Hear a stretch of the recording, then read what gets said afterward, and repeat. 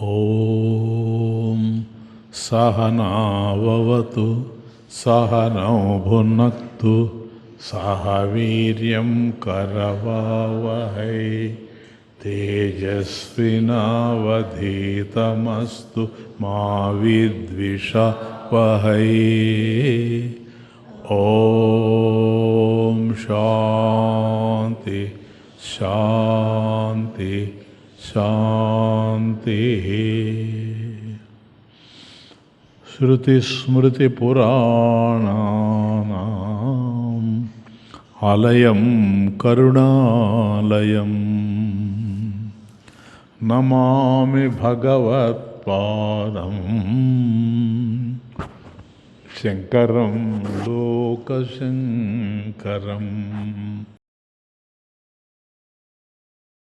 ఈశ్వరో గురురాత్మేతి మూర్తిభేద విభాగినే వ్యోమవద్వ్యాప్తదేహాయ దక్షిణామూర్తయే నమః.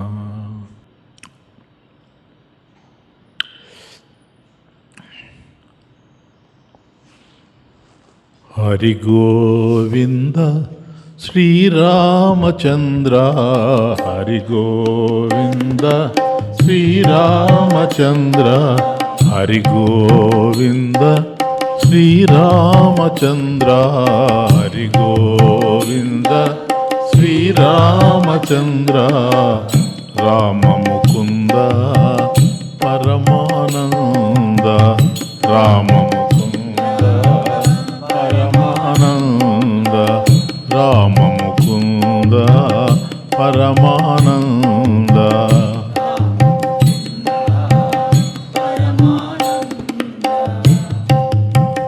హరి గోవింద శ్రీరామచంద్ర హరి గోవింద శ్రీరామచంద్ర రామ ముకుంద పరమానంద రామ ముకుంద పరమానంద. శ్యామల గాత్ర సీతారామ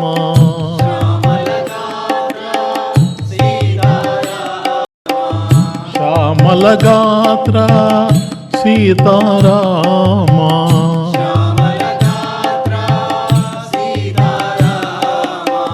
రవికుల సోమ రాజా రామ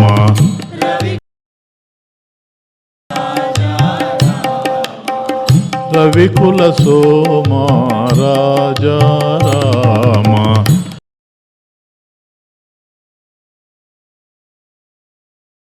హరి గోవింద శ్రీరామచంద్ర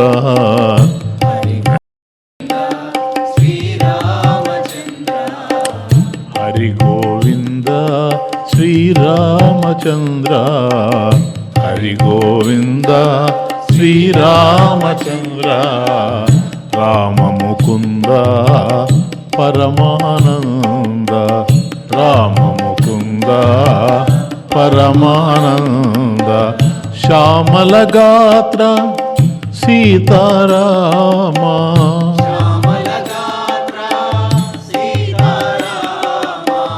శ్యామల గాత్ర సీతారామ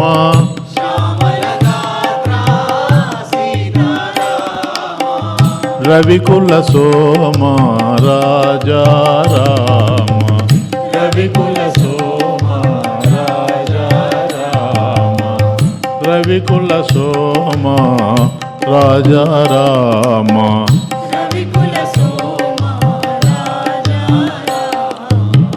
శ్యామ గోవింద నంద ముకుంద శ్యామ గోవింద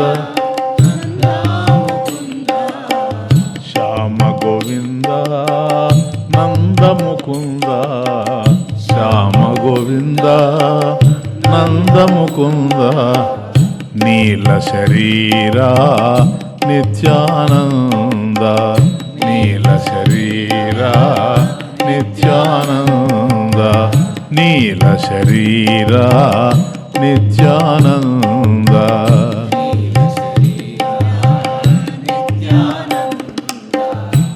నటవరలాల మోహన బాల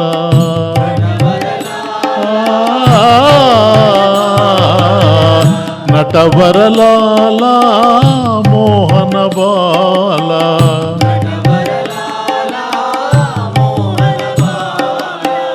ముకుంద మాధవ మురళీలోల ముకుంద మాధవ మురళీలోల ముకుంద మాధవ మురళీలోల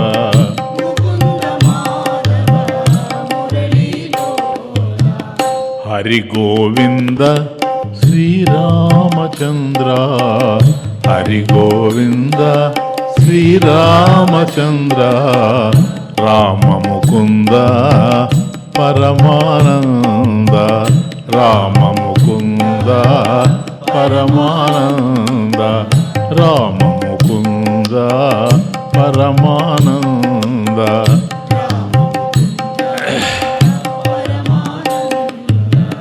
హరి గోవింద శ్రీరామచంద్ర హరి గోవింద శ్రీరామచంద్ర హరి గోవింద శ్రీరామచంద్ర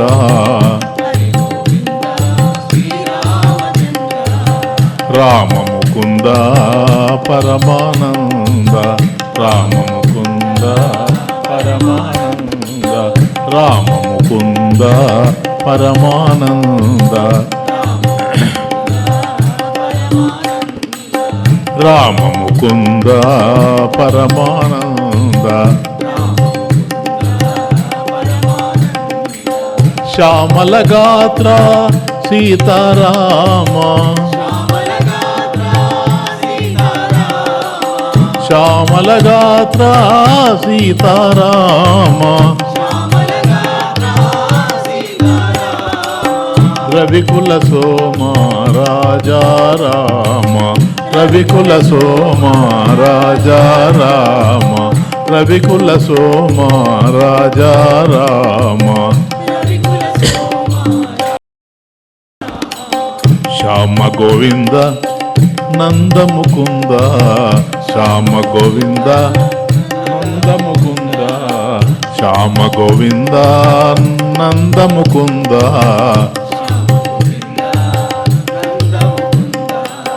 నీల శరీరా నిత్యానంద నీల శరీరా నిత్యానంద నీల శరీరా నిత్యానంద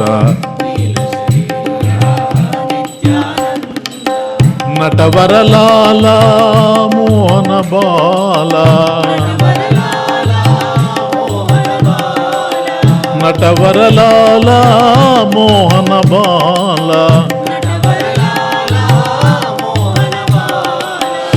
ముకుంద మాధవ మురళీలోల ముకుంద మాధవ మురళీలోల ముకుంద మాధవ మురళీలోల హరి గోవింద శ్రీరామచంద్ర హరి గోవింద శ్రీరామచంద్ర రామ ముకుంద పరమానంద రామ ముకుంద పరమానంద రామ ముకుంద పరమానంద రామ ముకుంద పరమానంద. ఓ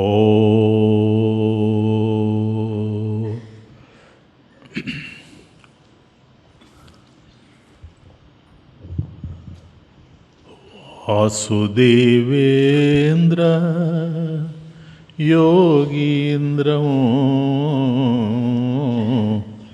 నత్వా జ్ఞానప్రదం గురుం నత్వా జ్ఞానప్రదం గురుం వాసుదేవేంద్ర యోగీంద్రం వాసుదేవేంద్ర యోగీంద్రం నత్వా జ్ఞానప్రదం గురుం నత్వా జ్ఞానప్రదం గురుం ముముక్షూణాం హితార్థాయ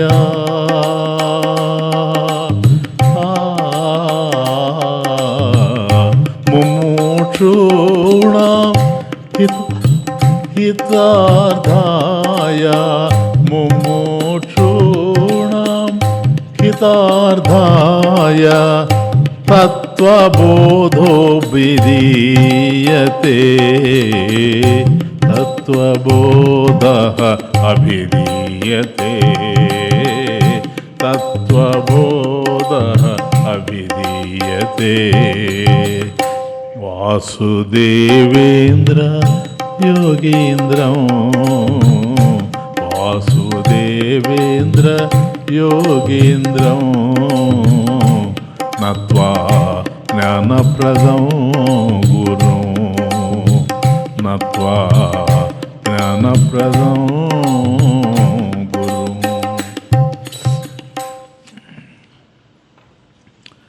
అందరికీ మోక్షమే కావాలి. బంధాన్ని ఎవరూ భరించలేరు. మోక్షము అనేది ఉన్నదే గనక అది జ్ఞాన రూపంలో ఉంది. అది అఖండమైనటువంటి జ్ఞానం, ఆత్మజ్ఞానం, సర్వము తానుగా తెలిసే జ్ఞానం. అంటే తనకన్నా అన్యంగా ఏవో ఉండి వాటిని తెలుసుకోవడం కాకుండా సమస్తము తానుగానే తెలిసేటువంటి జ్ఞానం ఏదైతే ఉందో అది సర్వము తానుగా తెలిసేటువంటి జ్ఞానం. ఏకస్మిన్ జ్ఞాతే సర్వవిత్ స్యాత్ ఇతి. తనను తాను తెలుసుకున్నటువంటి వాడు సర్వమును తెలిసినవాడు అవుతున్నాడు. వాడికి అర్థమైతే సమస్తము వాడికి తెలిసినవాడు అవుతున్నాడు. ప్లీజ్, వైద్యుడిని సమీపిస్తే ఆరోగ్యం లభించినట్లు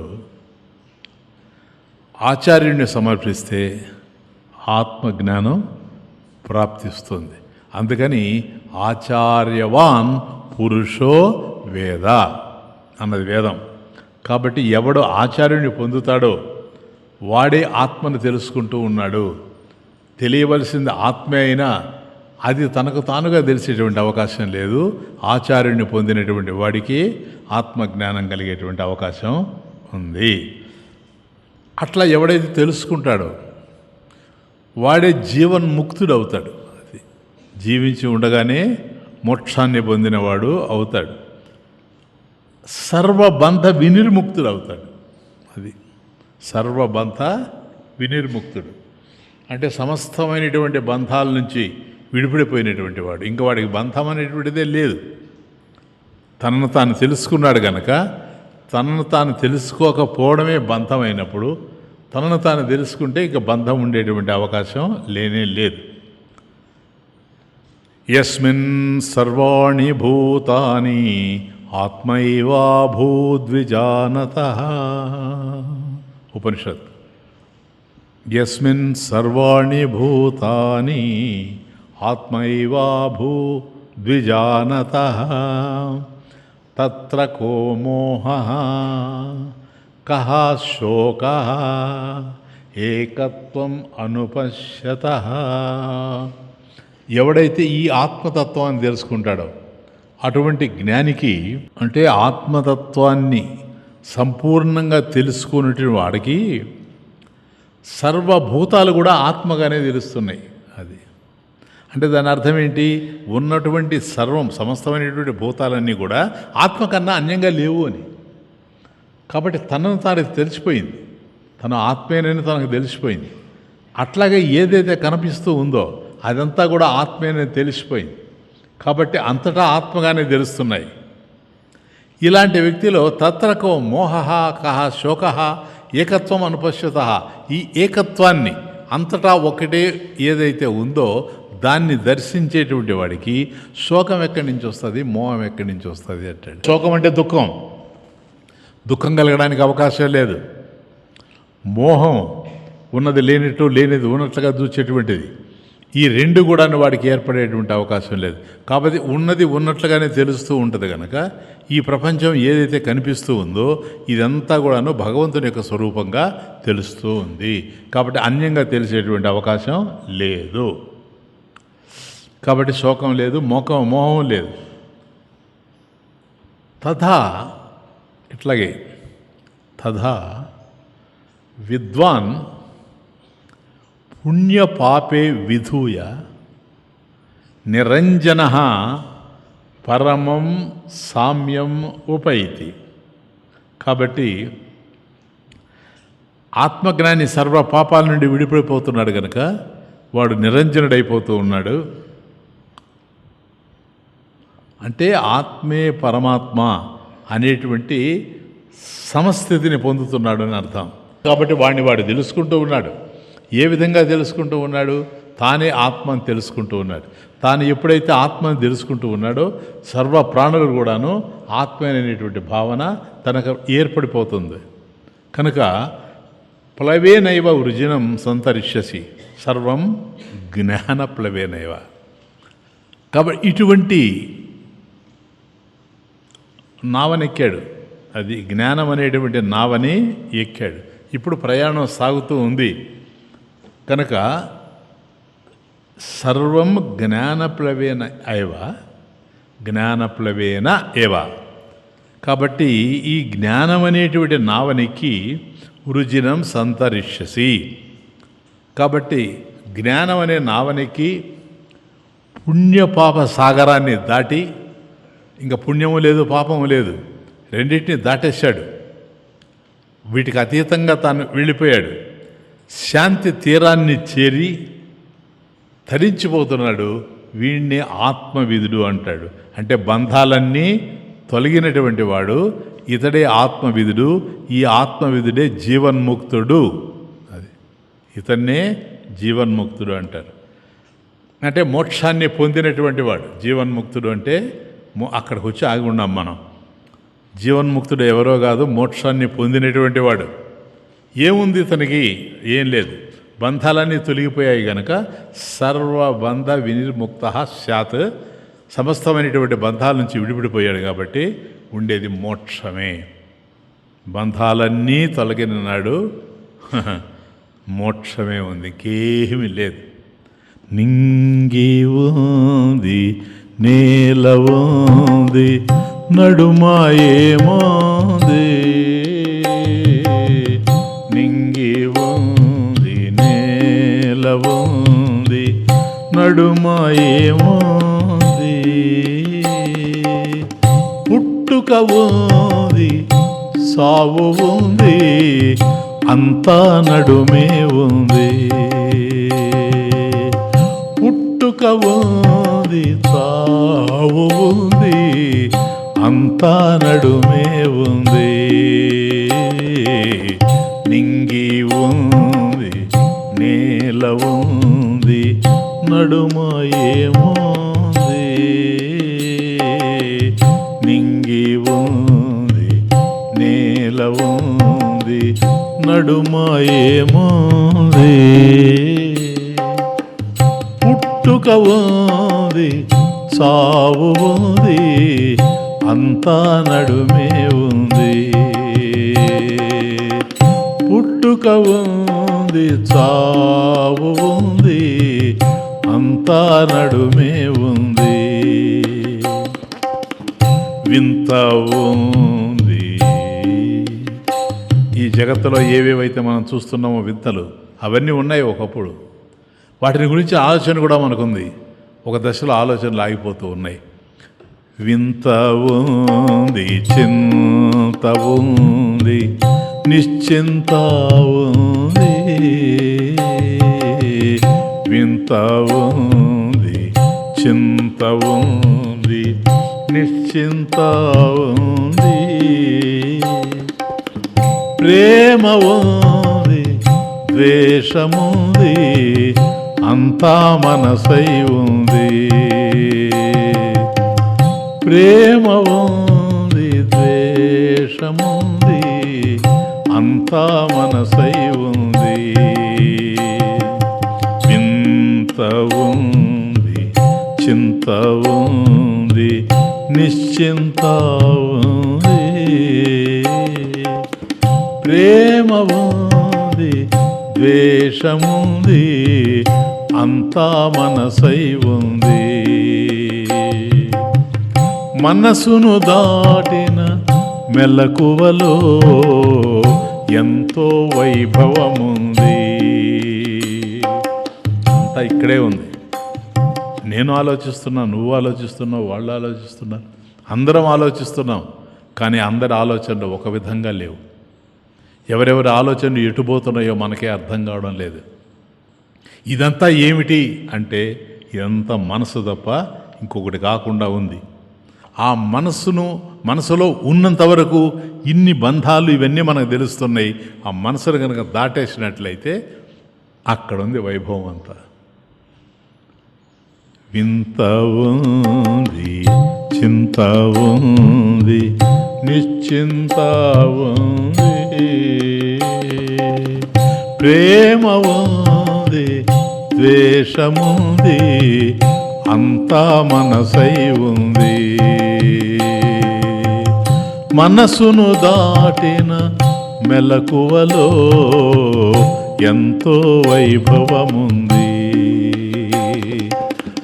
మనసును దాటిన మెలకువలో ఎంతో వైభవముంది. ఏ మంచి ఉంది,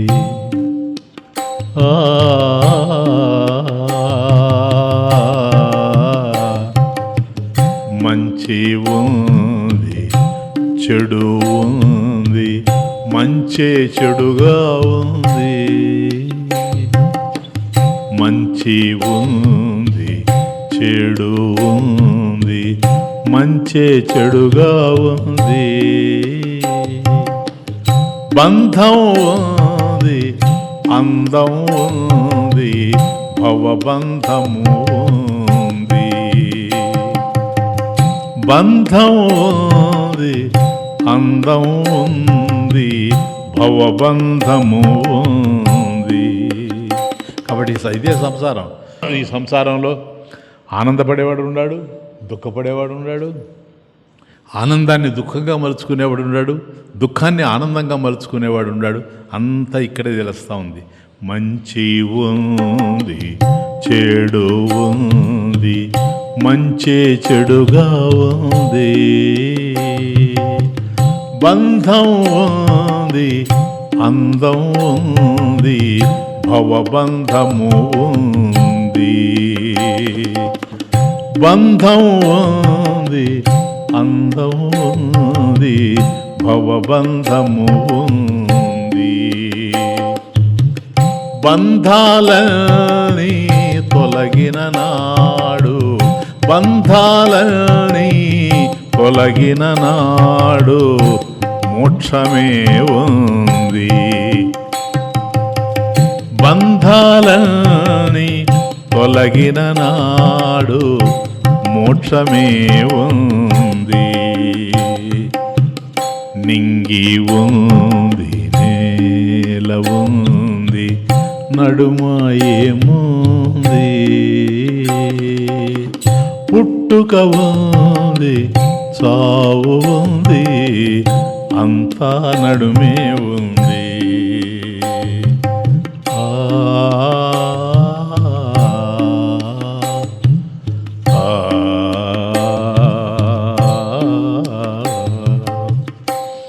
ఈ మోక్షాన్ని, బంధాలన్నీ తొలగిపోయిన తర్వాత ఏదైతే మోక్షంగా మిగిలిందో ఈ మోక్షాన్ని పొందినవాడే జీవన్ముక్తుడు.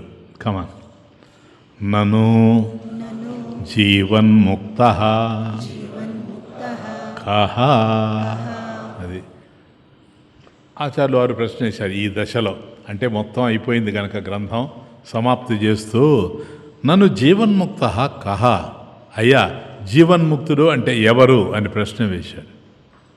యథా దేహోహం పురుషోహం బ్రాహ్మణోహం శూద్రోహం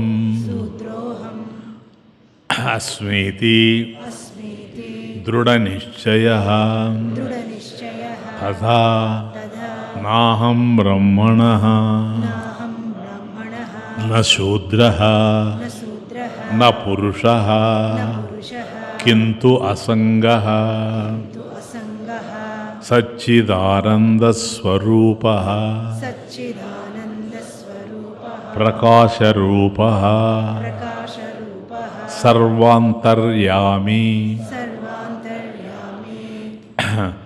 చిదాకాశరూపోస్మి ఇతి దృఢనిశ్చయరూపః అపరోక్షజ్ఞానవాన్ జీవన్ముక్తః. ఒకేసారి కంక్లూడ్ చేశారు. మోక్షం అయిపోయింది ఇక్కడికి. నన్ను జీవన్ముక్తః కహ, జీవన్ముక్తుడంటే ఎవరు అని అంటే, యథా ఏ విధంగా అయితే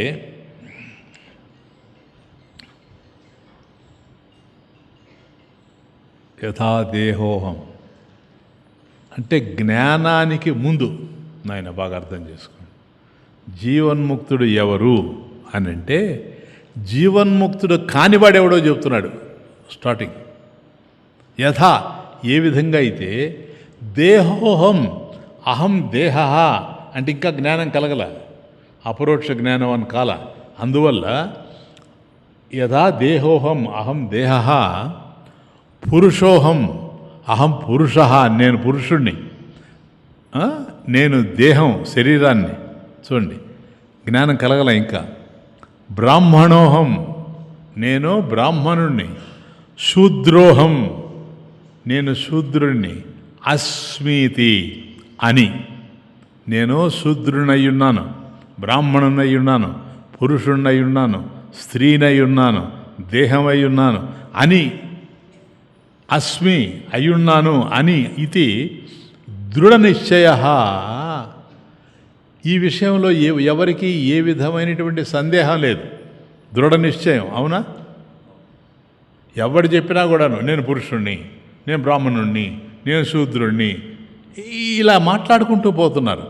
ఇవన్నీ కూడాను ఓ firm conviction, I am so and so అనేటువంటి నిశ్చయ జ్ఞానం. మళ్ళీ సందేహం అనేటువంటిది లేకుండా నిశ్చయ జ్ఞానం యథా ఏ విధంగా అయితే ఉందో తథా అట్లాగే. చూడండి ఇవన్నీ కూడా ఇప్పటి వరకు మనం చూసామే. ఇక్కడ ఎక్కడ కూడా నేను జ్ఞాని అనేటువంటిది కనపడడం లేదు, నేను ఆత్మజ్ఞాని అని తెలియడం లేదు, నాకు ఆత్మకు సంబంధించిన జ్ఞానం ఉంది, నేను ఆత్మవిధుణ్ణి అని అసలు మాట్లాడడం లేదు. కాబట్టి తను ఏంటో చెప్తున్నాడు, నేను దేహము, నేను బ్రాహ్మణుణ్ణి, నేను శూద్రుణ్ణి, నేను పురుషుణ్ణి అని మాట్లాడుతూ ఉన్నాడు. ఇవి ఏవైతే తను నేను సో అండ్ సో, నేను ఫలానా అని చెప్తున్నాడో అది అతనికి కాదు. ఇది దృఢంగా చెప్తున్నాడు, ఇది యథార్థం, నేను ఇట్లా అని.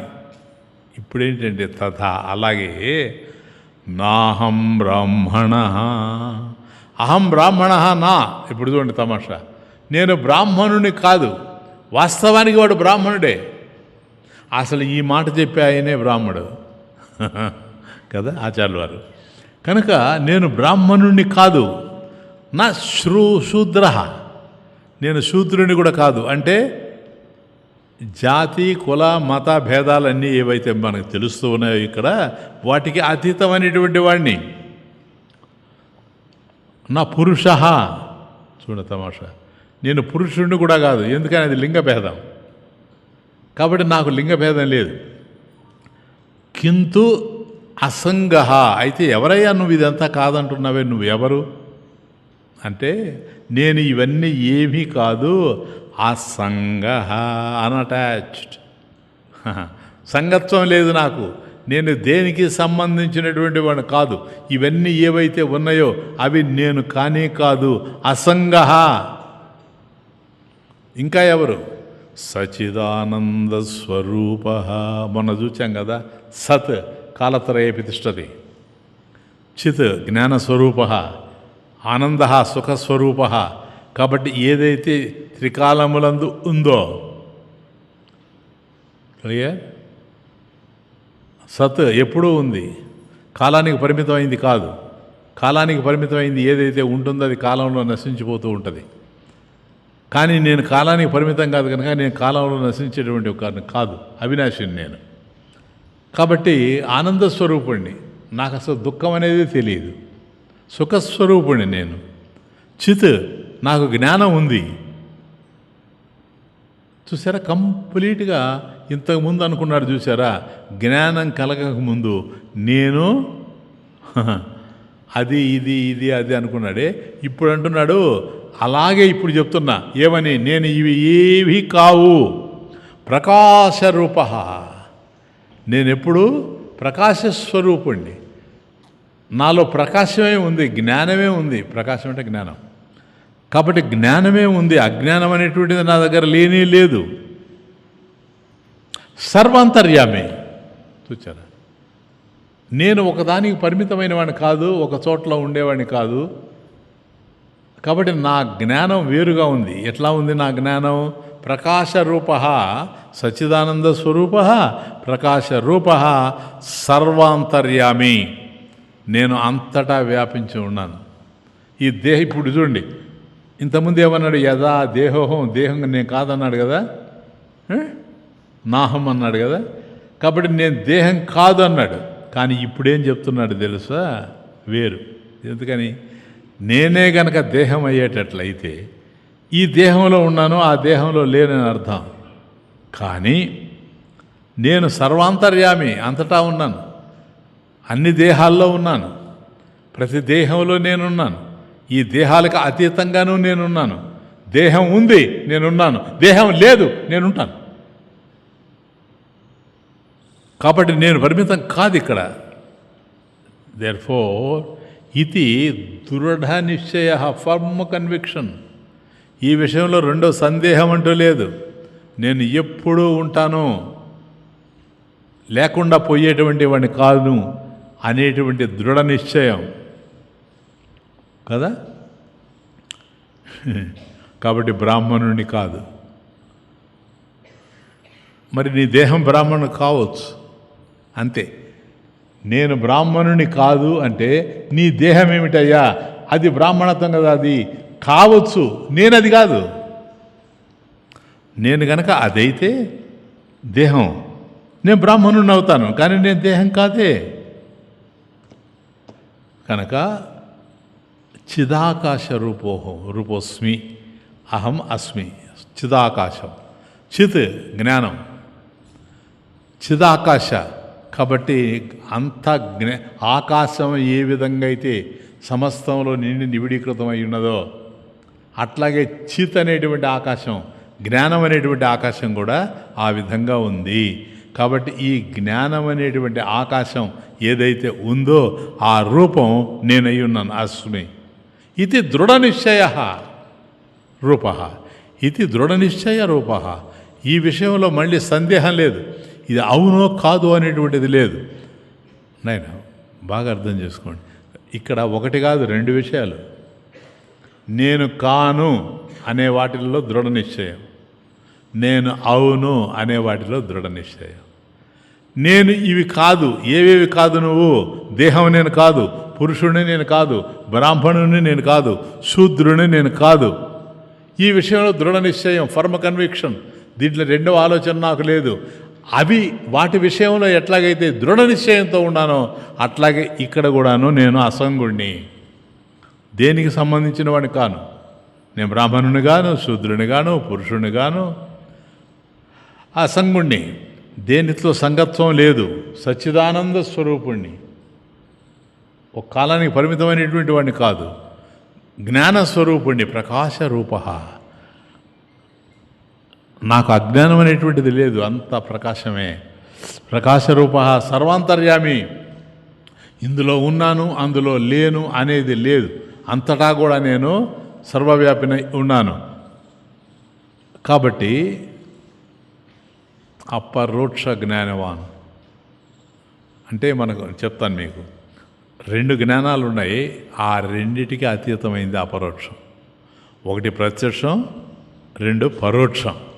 జ్ఞానాలు రెండు రకాలు. పరోక్ష చెప్తాను, పరోక్ష జ్ఞానం, అపరోక్ష జ్ఞానం. ప్రత్యక్ష జ్ఞానం, ప్రత్యక్ష జ్ఞానం ఒకటైతే పరోక్ష జ్ఞానం రెండవది. ఈ ప్రత్యక్షం పరోక్షం కానిది అపరోక్షం. కాబట్టి ఈయన ఎటువంటి జ్ఞానవంతుడంటే అపరోక్ష జ్ఞానవంతుడు. అది ప్రత్యక్ష జ్ఞానము కాదు, పరోక్ష జ్ఞానము కాదు. అటువంటి జీవన్ముక్తుడే నేను. ఇప్పుడు జీవన్ముక్తుడు అనేది జ్ఞానాన్ని కలిగిన వాడు, ఆత్మతాన్నని తెలుసుకున్నటువంటి వాడు కదా. నన్ను జీవన్ముక్త కహ, జీవన్ముక్తుడు ఎవరు అన్నప్పుడు, ఎవరయ్యా జీవన్ముక్తుడు అంటే మోక్షాన్ని పొందినవాడు. ఆ మోక్షాన్ని పొందిన జీవన్ముక్తుడు ఎవరు? మనం కాదు. అందుకని ఇక్కడ కూర్చొని మనం అధ్యయనం చేస్తూ ఉన్నాం. కాబట్టి ఇప్పుడు చూడండి, ప్రత్యక్షం, పరోక్షం, అపరోక్షం. ప్రత్యక్ష జ్ఞానం అంటే ఏంటంటే నేను డైరెక్ట్ పర్సెప్షన్. ఇప్పుడు ఉదాహరణకి ఇంద్రియాలకు డైరెక్ట్గా తెలిసేది ఏదో అది ప్రత్యక్ష జ్ఞానం. నాయన అదేంటి అంటే అది చెట్టు స్వామీజీ, ఇదేమిటి ఇది స్తంభం స్వామీజీ, అదేమిటి అది కుక్క స్వామీజీ. ఇది డైరెక్ట్ పర్సెప్షన్, ప్రత్యక్షంగా తెలుస్తూ ఉంది నీకు. ఎవరికి అందుతూ ఉంది? అది ఏమిటి అని అన్నప్పుడు అది చెట్టు అంటే కంటికి అందుతూ ఉంది. అదే ఒక కుక్క అరిచింది అనుకోండి, అది ఏమిటి అని అడిగామనుకోండి, అది కుక్క అరుపు అని చెప్తాం, అది శబ్దం. కాబట్టి ఇది కంటికి అందింది, అది చెవికి అందింది. ఇదేంటి అన్నాం అనుకోండి, అదేం లేదు నాయన ఇది కర్పూరపు వాసన అన్నాం అనుకోండి, అది ముక్కుకు అందుతూ ఉంది. కాబట్టి ఒక్కొక్క ఇంద్రియానికి ఒక్కొక్కటి అందుతూ ఉంది. కాబట్టి ఇంద్రియాలకి అంటే పంచ జ్ఞానేంద్రియాలు ఏవైతే మనకు ఉన్నాయో, జ్ఞానాన్ని అందుకునేవి జ్ఞానేంద్రియాలు కనుక, ఈ పంచ జ్ఞానేంద్రియాలకి ఏవైతే అందుతూ ఉందో ఇది జ్ఞానం. ఏం జ్ఞానం? ప్రత్యక్ష జ్ఞానం, డైరెక్ట్ పర్సెప్షన్. ప్రత్యక్ష జ్ఞానం మనకు అందుతూ ఉంది కదా డైరెక్ట్గా. దీనికి ఎవరి యొక్క సపోర్ట్ అవసరం లే, ఎవరు ఏం చెప్పాల్సిన అవసరం లే, మనకు అందిపోతుంది. నా దగ్గర కన్ను ఉంది, రూపం కనపడతా ఉంది. నా దగ్గర ముక్కు ఉంది, వాసన తెలుస్తూ ఉంది. నా దగ్గర చెవి ఉంది, శబ్దం తెలుస్తూ ఉంది. కాబట్టి ఇవన్నీ ప్రత్యక్షంగా నా దగ్గర ఉన్నాయి. ఈ సెన్సరీ పర్సెప్షన్ మనకి ఏవైతే శబ్దాలు ఇవన్నీ తెలుస్తూ ఉన్నాయో వీటికి తెలుస్తూ ఉండేటువంటిది కనుక ఇది ప్రత్యక్ష జ్ఞానం. ఈ ప్రత్యక్ష జ్ఞానం ఎవరిది వారిదే. ఇప్పుడు మీకు వచ్చే శబ్దం నాకు రాకపోవచ్చు, నాకు కలిగే వాసన మీకు లేకపోవచ్చు. కానీ ఇవి ప్రత్యక్ష జ్ఞానం కాకుండా ఎక్కడో దూరంగా ఉండి, చూడండి డిఫరెన్స్, అనుమాన ప్రమాణం ద్వారా ఇది ఇంక లేదంటే ఇంకోరేమన్నా చెప్పుండొచ్చు నీకు. మనం ఇదేంటబ్బా కొన్నిసార్లు అడుగుతూ ఉంటాం మనం, ఇదేంటి ఈ శబ్దం అంట, ఈ శబ్దం అదండి అని చెప్తారు కదా. ఇది మనకు కలగల ఈ జ్ఞానం, ఇంకొకరికి కలిగింది. ఇంకొకరికి కలిగినటువంటి జ్ఞానం వాళ్ళ ద్వారా మనకు తెలుస్తూ ఉంది. This is inference. అది పర్సెప్షన్, ఇది ఇన్ఫరెన్స్. కాబట్టి ఇది మనకు అనుమాన ప్రమాణం, లేదా ఇతరులు తెలియజేయడం వల్ల కలిగేటువంటి జ్ఞానం. కాబట్టి ఇతరులు తెలియజేసిన లేక మనకు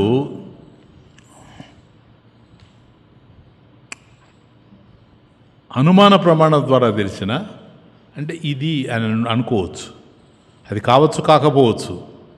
అయిందనుకోండి, అది అనుమాన ప్రమాణం తెలిసినటువంటి జ్ఞానం కనుక అది పరోక్ష జ్ఞానం. ఇప్పుడు ఈ రెండిట్లో ఆత్మజ్ఞానం అని ఇంతకుముందు చూసాం కదా ఈరోజు. ఆ ఆత్మజ్ఞానం ప్రత్యక్ష జ్ఞానం కిందకు వస్తుందా, పరోక్ష జ్ఞానం కిందకు వస్తుందా అనేది ప్రశ్న.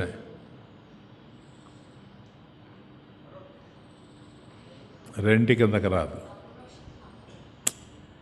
రెంటి కిందకి రాదు. ప్రత్యక్షం కాదు, ఎందుకని మన ఇంద్రియాలకి అందడం లేదు, మరొకరి ద్వారా కూడా అందేది కాదు. అందువల్ల ఇది ప్రత్యక్షము కాదు, పరోక్షము కాదు. ఎందుకని ఈ రెండు జ్ఞానాల ద్వారా, ప్రత్యక్ష జ్ఞానం ద్వారా, పరోక్ష జ్ఞానం ద్వారా ఇది అందేది కాదు. కాబట్టి అద్వయ స్థితి అంటే ఇంకొక దానికి అందదు. అద్వయ రెండు కానీ, కాబట్టి ఇంకొక దానికి అందేది కాకపోవడం వల్ల ఇది అపరోక్ష జ్ఞానం. ఇటు ప్రత్యక్షం కాదు, అటు పరోక్షము కాదు, ఇది అపరోక్ష జ్ఞానం.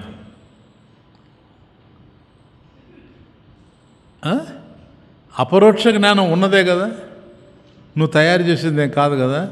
కాబట్టి ఈ అపరోక్ష జ్ఞానం అనేటువంటిది కొన్నది కాదు, కానున్నది కాదు.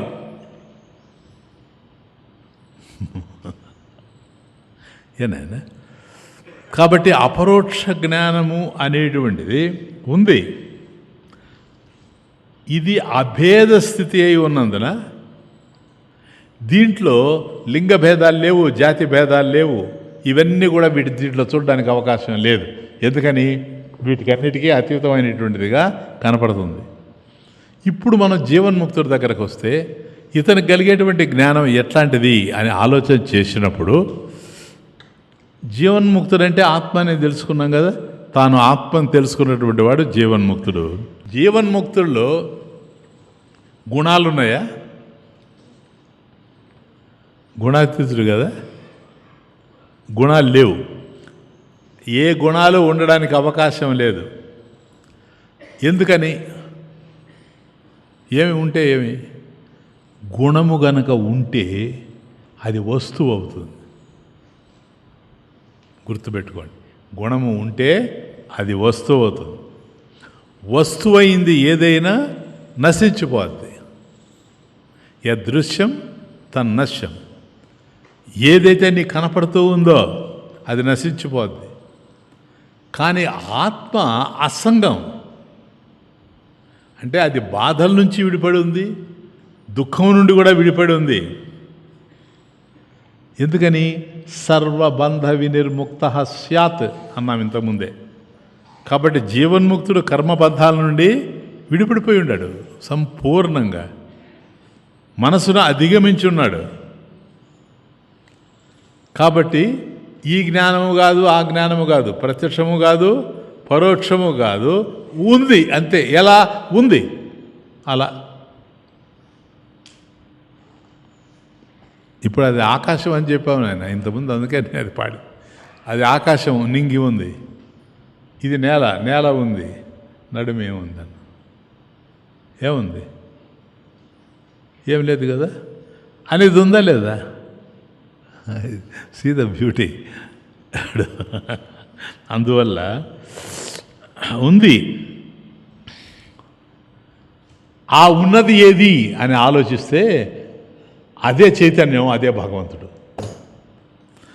ఉన్నది శివుడే ఈ జగమంతా, ఉన్నది శివుడే ఈ జగమంతా, శివుని యందే విశ్వమంతా. నింగి ఉంది, నేల ఉంది, మధ్యలో ఏముందంటే మనకేం అర్థం కావడం లేదు. అదే శివుడు. దాంట్లోనే నింగైనా ఉంది, నేల అయినా ఉంది. అవునా? మధ్యలో ఏదైతే ఉందో నింగి దాంట్లో ఉందే, దానికన్నా వేరుగా ఉంది. నేల దాంట్లోనే ఉందే, దానికన్నా వేరుగా ఉంది. ఉన్నది శివుడే ఈ జగమంతా, ఉన్నది శివుడే ఈ జగమంతా, శివుని యందే విశ్వమంతా, శివుని యందే విశ్వమంతా. కాబట్టి ఉన్నది ఇప్పుడు శివుడేనే తేలిపోయింది. ఎందుకని మధ్యలో ఉండే శివుడే కనుక, ఇంకా రెండవది లేదు కనుక. ఇప్పుడు ఒకవేళ నింగి ఉంటే ఆకాశం శివుడిలోనే ఉంది, నేల ఉంటే శివుడిలోనే ఉంది. వాటి విషయం వద్దు. నాలో ఎవరుండారు? నాలో ఎవరుండారు? శివుడేనా? నేనెక్కడున్నానా? నాలో ఉన్నది తానే కాదా, నాలో ఉన్నది తానే కాదా, నేనున్నది తనలోనే కదా. ప్రేమే పూజా ఫలము, మనసారా చేసిన ఆరాధనకు ఓ ప్రేమే పూజా ఫలము. ఉన్నది శివుడే ఈ జగమంతా. అర్థమైపోయిందా మీకు అపరోక్ష జ్ఞానం అంటే ఏంటో? ఉన్నది శివుడే ఈ జగమంతా, శివుని యందే విశ్వమంతా. నాలో ఉన్నది తానే కాదా, నాలో ఉన్నది తానే కాదా, నేనున్నది తనలోనే కదా. నాలో ఉన్నది తానే కాదా, నేనున్నది తనలోనే కదా. ప్రేమే పూజా ఫలము, మనసారా చేసిన ఆరాధనకు ప్రేమే పూజా ఫలము. కాబట్టి ఈ ఫలం ఏదైతే ఉందో ఇదే అపరోక్ష జ్ఞానవాన్. కాబట్టి ఇది వాడదు, వీడదు. వాడదు వీడదు పూజా ఫలము, వాడదు వీడదు పూజా ఫలము, అతి మధురము అమృతము, చిత్తమునందే తత్వము నిలుచును, లోకము శివమయమగును. ప్రేమే పూజా ఫలము, మనసారా చేసిన ఆరాధనకు ఓ ప్రేమే పూజా ఫలము. నెక్స్ట్, బ్రహ్మైవాహం అస్మీతి అపరోక్ష జ్ఞానేన నిఖిల కర్మ బంధ వినిర్ముక్తః స్యాత్. బ్రహ్మైవాహం, అహం బ్రహ్మ ఏవ, నేనే బ్రహ్మం అనేది అపరోక్ష జ్ఞానం. బ్రహ్మైవాహమస్మి ఇది అపరోక్ష జ్ఞానేన. కాబట్టి అపరోక్షం అంటే ఇప్పుడు ఇంతసేపు నేను ఎక్స్ప్లెయిన్ చేశాను, మీకు అపరోక్ష జ్ఞానం అర్థమైపోయింది. కాబట్టి నేనే బ్రహ్మము అనేది పరోక్ష జ్ఞానము కాదు, ప్రత్యక్ష జ్ఞానము కాదు. ప్రత్యక్షం కాదు, పరోక్షం కాదు, ఇది అపరోక్షం. కాబట్టి నేనే బ్రహ్మము అనే అపరోక్ష జ్ఞానం వలన జీవన్ముక్తుడు నిఖిల కర్మ బంధ వినిర్ముక్త స్యాత్. సర్వకర్మ బంధాల నుంచి విడిపడిపోతున్నాడు అంతే. ఇంకా బంధాలే లేవు జీవన్ముక్తుడికి. ఎందుకని? నేనే బ్రహ్మము అనేటువంటిది కలిగిపోయింది కనుక. సాధారణంగా మనం ఆచరించేటువంటి స్థూల కర్మలు స్థూల ఫలితాలను అందిస్తూ ఉంటాయి. ఇప్పుడు స్థూలంగా మనం ఏమైనా పనులు చేస్తూ ఉంటాం అనుకోండి, వాటికి సంబంధించినటువంటి ఫలితాలు మనకు అందుతూ ఉంటాయి. కనుక స్థూల కర్మలు స్థూల ఫలితాలను అందిస్తూ ఉంటే, సూక్ష్మ వాసనలు, ఈ కర్మలు చేయడానికి వాసనలు ఉండాలి కదా లోపల. ఆ వాసనల యొక్క ప్రేరణతో కదా మన కర్మలు ఆచరిస్తాం. కాబట్టి ఆ సూక్ష్మ వాసనలు సూక్ష్మ ఫలితాలని అందిస్తూ ఉంటాయి. స్థూల కర్మలు స్థూల ఫలితాలను అందిస్తూ ఉంటాయి. సూక్ష్మ వాసనలు, కర్మలు కాదు అవి, సూక్ష్మ వాసనలు సూక్ష్మ ఫలితాలను అందిస్తూ ఉంటాయి. ఈ సూక్ష్మ ఫలితాలే పుణ్యపాపాలు. అర్థమైందే? ఇవి పుణ్యపాపాలు అంటే. కాబట్టి మనం చేసేటువంటి పుణ్యపాపాలు ఏవైతే ఉన్నాయో వీటి వల్ల సూక్ష్మ ఫలితాలు మనకు అందుతూ ఉంటాయి. ఇది ఒక్కసారి జ్ఞానం అనేటువంటి అగ్ని కనుక మనలో కదిలింది అంటే ఈ సర్వకర్మలు దగ్ధమైపోతాయి.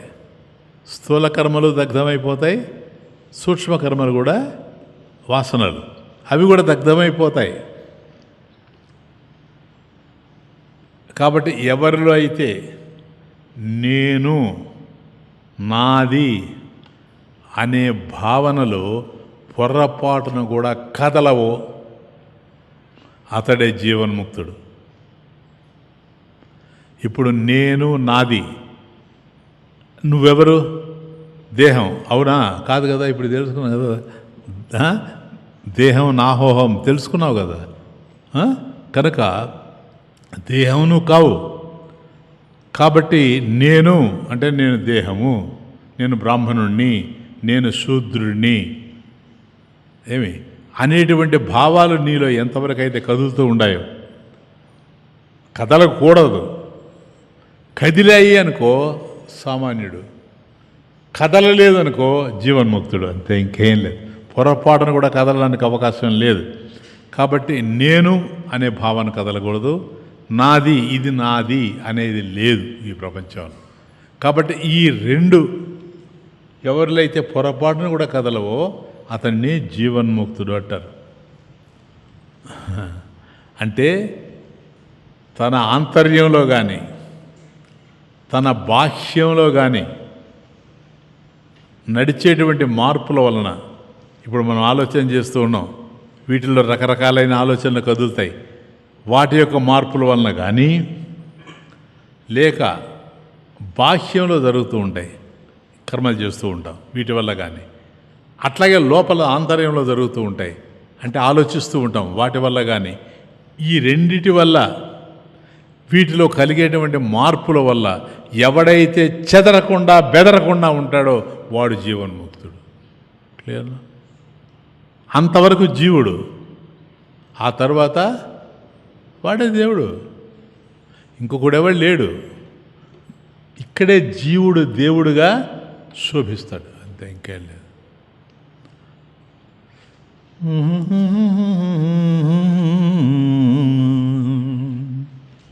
జీవుడెవరు, దేవుడు ఎవరు?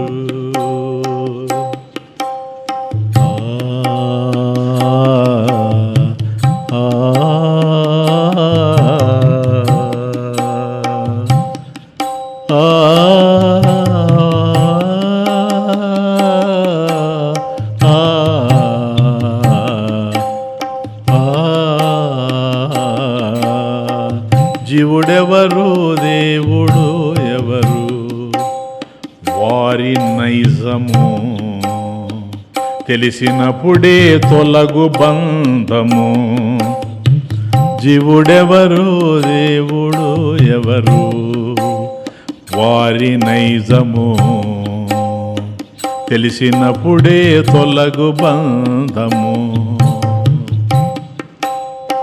ఊగులాడేవాడు జీవుడు ఊగులాడేవాడు జీవుడు ఊరకుంటే దేవుడతడు. ఊగులాడేవాడే జీవుడు ఊరకుంటే దేవుడతడు. తనను మరచిన జీవుడగును తనను ఎరిగిన దేవుడగును. తనను మరచిన జీవుడగును తనను ఎరిగిన దేవుడగును. లేదా జీవుడెవరు దేవుడు ఎవరు వారి నైజము తెలిసినప్పుడే తొలగు బంధము. ఊగులాడేవాడే జీవుడు ఊరకుంటే దేవుడతడు.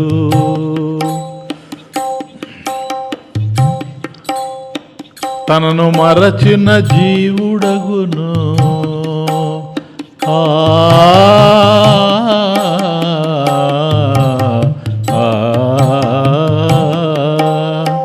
తనను మరచిన జీవుడగును తనను ఎరిగిన దేవుడగును.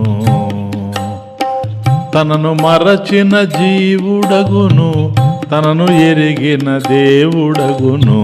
జీవుడెవరు దేవుడు ఎవరు వారి నైజము తెలిసినప్పుడే తొలగు బంధము. కదా ఇక్కడికి సర్వబంధ వినిర్ముక్త స్యాత్. కంప్లీట్గా సమస్తమైనటువంటి బంధాల నుంచి విడిపడిపోతాడు. ఇక్కడ సమస్తమైన బంధాలంటే ఏం బంధాలు?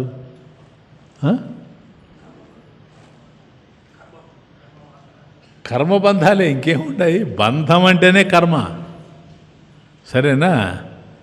కర్మాణి కతి విధాని సంతీతి చేత్. చూడు, కర్మాణి కతి విధాని అంటే కర్మలు ఎన్ని విధాలు. ఇప్పుడు కర్మల దగ్గరకు వచ్చాం కదా. కాదు నాయన, సర్వబంధ వినిర్ముక్త స్యాత్ కదా. ఇప్పుడు ఆ కర్మ బంధాల నుంచి మనం విడిపడిపోవాలి కదా. విడిపడితేనే కదా మోక్షం. చివరికి వచ్చేసాం. ప్లీజ్ జాగ్రత్తగా వినండి.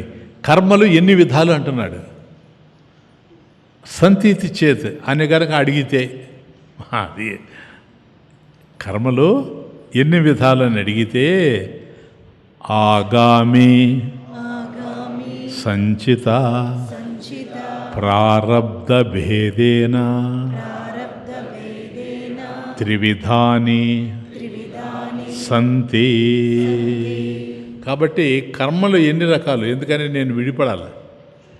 నేను కర్మబంధాల నుంచి విడిపడి మోక్షాన్ని పొందాలి కనుక అయ్యా విడిపడిపోతాను. అసలు ఈ కర్మలు ఎన్ని ఉన్నాయి చెప్పండి, నాకు తెలియదు. ఎన్ని విధాలు ఈ కర్మలు అనేటువంటివి? ఇవి 3 రకాలండి అని చెప్పి. ఏమిటవి అని అంటే, ఒకటి ఆగామి కర్మ. ఎవరికి? జ్ఞానికి కూడా. ఆగామి కర్మ, సంచిత కర్మ 2, ప్రారబ్ధ కర్మ 3. అది ఏంటి స్వామీజీ ఈ ఆగామి కర్మ అంటే ఏంటి అంటే, ఇప్పుడు మనం అనుభవించేది ప్రారబ్ధం కదా. గతంలో మనం చేశాము, దాన్ని ఇప్పుడు అనుభవిస్తూ ఉన్నాము. ఇది ప్రారబ్ధం. కాబట్టి ఈ ప్రారబ్ధాన్ని అనుభవిస్తూ ఆచరిస్తూ కర్తృత్వ భావంతో ఈ జన్మలో ఏ కర్మనైతే మనం చేస్తూ ఉన్నామో దాన్ని ఆగామి అంటారు. క్లియర్నా? ఇది సార్ ఆగామి కర్మ. ఇప్పుడు ఈ ఆగామి జీవి మరణానంతరం చచ్చిపోయిన తర్వాత ఇప్పుడు వాడు ఉన్నంత వరకు గతంలో ఏవేవైతే చేశాడో అవి అనుభవిస్తూ ఉంటాడు ఆయన. ఇది గుర్తుపెట్టుకోండి మీరు. ఏదైతే వస్తువు ఉందో అది ఆగామి కర్మ. ఆగామి వస్తువు ఉందని అర్థం. ఈడు చచ్చిపోయిన తరువాత ఇది సంచిత కర్మగా మారిపోద్ది. నేను రాసులా సంచితం. కాబట్టి పాటలో వచ్చింది. కనుక ఇది సంచిత కర్మగా మారిపోతుంది. ఒకవేళ ఈ లోపలే జ్ఞానం కలిగిపోయింది అనుకో, ఇంకా ఆగామి లేదు, సంచితం లేదు కదా. ఎందుకని? కర్తృత్వ భావనే లేదు, ఇవేవి ఉండేందుకు అవకాశం లేదు. ఇది జ్ఞాని యొక్క ఆగామి కర్మ. ఇప్పుడు జ్ఞానులు ఉన్నారు, అదే మనం మహాత్ములు అంటాం చూడండి. ఈ మహాత్ములంతా ఉన్నారే, వాళ్ళకి ఆగామి కర్మ లేదు. ఎందుకని? పోయింది, నశించిపోయింది. జ్ఞానాగ్ని దగ్ధ కర్మాణి. కాబట్టి ఈ కర్మలన్నీ కూడా జ్ఞానంలో దగ్ధమైపోయినాయి. అది ఇప్పుడు ఈ 3 ఎక్స్ప్లెయిన్ చేస్తాడు మనకు. ఆగామి కర్మ కిం, ఇది నాయన జీవన్ముక్తుడిది. జ్ఞాని కలిగాడే అపరోక్ష జ్ఞానవా, ఆయనకి ఆగామి కర్మ ఏంటి? నాకు అర్థమవుతా ఉంది ఆగామి కర్మ అంటే ఇప్పుడు నేను కర్మలు చేస్తూ ఉన్నా, దీని యొక్క ఫలితాలు భవిష్యత్తులో వస్తాయి, దాన్ని ఆగామి అంటాను. నా విషయం అర్థమవుతుంది. మరి ఆయనకేంటి, జ్ఞానికి అని అంటే ఆగామి కర్మ కిం, ఆగామి కర్మ అంటే ఏంటి? ఇదో ఆయన అపరోక్ష జ్ఞానం వారు కదా, జ్ఞానం కలిగుళ్ళ. జ్ఞానోత్పత్త్యనంతరం జ్ఞాని దేహకృతం పుణ్యపాపరూపం కర్మ యదస్తి తదాగామి ఇత్యభిధీయతే. క్లియర్గా ఉంది. జ్ఞానోత్పత్తి అనంతరం అపరోక్ష జ్ఞానం అని అయిపోయాడు, అంటే జ్ఞానం కలిగిపోయింది. జ్ఞాన ఉత్పత్తి అనంతరం, జ్ఞానం కలిగిన తరువాత, ఇప్పుడు జ్ఞాని నాయన ఫర్ ఎగ్జాంపుల్ శంకర, ఒక రమణ, వీళ్ళంతా మనం చూస్తున్నాం అనుకో, వీళ్ళ జ్ఞానం కలిగిపోయింది కదా, అపరోక్ష జ్ఞానమా. జ్ఞానోత్పత్తి అనంతరం జ్ఞాని దేహకృతం, ఆయన కూడా ఏదో చేస్తూ ఉంటాడు కదా కర్మల. ఇప్పుడు ఒక చోట కూర్చుంటాడు ఆయన, ఏం తెలియదు, రండి స్వామి కూర్చోండి అని మనం అంటాం. కూర్చుంటాడు, అక్కడ ఒక ఏగో దోమ ఉంటుంది వస్తుంది, అది ఆయన కర్మ వల్లనే కదా. తమాషా చూడండి, చాలా చిన్న విషయాలు కూడాను. కాబట్టి జ్ఞానోత్పత్తి అనంతరం జ్ఞాని దేహకృతం. కాబట్టి ఈ అపరోక్ష జ్ఞానవారు ఉన్నాడే, ఈయన ఆయన దేహం ద్వారా చేసేటువంటి పుణ్యపాప కర్మలు ఏవైతే ఉన్నాయో దీన్ని ఆగామి కర్మ అంటారు. అంటే ఆయనకి తెలిసి చేశాడా తెలియక చేశాడా అనేది లేదు. పుణ్యపాపాలు ఆయనకి అంటవు, అంటకపోయినా కూడా కర్మ జరిగిపోయింది. కర్మ జరిగిన వల్ల దాని యాక్షన్ ఉంది. కాబట్టి అపరోక్ష జ్ఞానం కలిగిన తరువాత జీవన్ముక్తుని యొక్క దేహం ద్వారా ఆచరింపబడిన పుణ్య పాప కర్మములను ఆగామి అంటారు. అది పుణ్యం జరగని పాపం జరగని, ఒక్కోసారి ఆయన ద్వారా తెలియకుండానే ఎంతో జరిగిపోతుంది. ఇప్పుడు మహాత్ములు ఉంటారు, వాళ్ళు ఏమీ ఆలోచన చేయకుండానే వాళ్ళ ద్వారా ఎంతో మేలు జరిగిపోద్ది. అదంతా పుణ్యకర్మ. అది ఎవరికి పోవాలి? లేదా అట్లాగే ఇప్పుడు నేను చెప్పానే, అలా కూర్చున్నప్పుడు చీమలు చచ్చిపోతున్నాయి, దోమలు చచ్చిపోతున్నాయి, ఎంత పాపకర్మలు, అవి ఎవరికి పోవాలి? ఇదంతా. కాబట్టి ఈ ఆగామి కర్మ విషయానికి వచ్చేటప్పటికి ఈయన ఎప్పుడైతే ఆగామి కర్మలు జీవి మరణానంతరం సంచిత కర్మగా మారిపోతున్నాయి అనుకున్నాం ఇప్పుడే. కాబట్టి జ్ఞానోదయం కలిగిన తర్వాత కర్తృత్వ భావన ఉండేందుకు అవకాశమే లేదు గనక ఇది జ్ఞాని యొక్క ఆగామి కర్మ. ఇంకా జరగబోయేది కనుక ఆగామి కర్మ కిందకి వస్తుంది. సంచిత కర్మ కిం. అంటే సంచిత కర్మ అంటే ఏంటి? అనంతకోటి జన్మానాం బీజభూతం సత్ యత్కర్మ జాతం పూర్వార్జితం తిష్టతి తత్ సంచితం జ్ఞేయం. కాబట్టి అనేక జన్మల్లో ఆచరించి ఎన్నో చేశాడు. ఇప్పుడు బీజ రూపంలో ఉన్నాయి, అవి లోపల బీజ రూపంలో ఉన్నాయి, సీడ్ ఫామ్లో. ఇవి రాబో జన్మలకి కారణమవుతాయి. అట్లాంటివి ఏవైతే ఉన్నాయో ఆ కర్మ ఫలితాలన్నీ కలిపి సంచితం చేశాము, ఇంకా రాబోతాయి. ఇప్పుడు ఉన్నాయి, ఇంకా రాలేదు, వస్తాయి. కాబట్టి అది సంచిత కర్మ, సంచిలో ఉండేదనుకోండి. సరేనా? సంచిత కర్మ. ఆగామి సంచితం చూచాం. ప్రారబ్ధ కర్మ కిం? ప్రారబ్ధ కర్మ కిం ఇది చేత్. అది ప్రారబ్ధ కర్మ అంటే ఏమిటండి? ఇప్పుడు ఆగామి తెలుసుకున్నాం, సంచితం తెలుసుకున్నాం. ఈ ప్రారబ్ధం ఏంటి? మనోళ్ళు అంటుంటారు కదా, అంతా నా ప్రారబ్ధం, ఏం చేస్తామని. ఇదిగో దొరికింది. ఇదం శరీరం ఉత్పాద్య ఇహ లోకే ఏవం సుఖ దుఃఖాదిప్రదం యత్కర్మ తత్ ప్రారబ్ధం భోగేన నష్టం భవతి. ప్రారబ్ధకర్మణాం భోగాదేవ క్షయ ఇతి.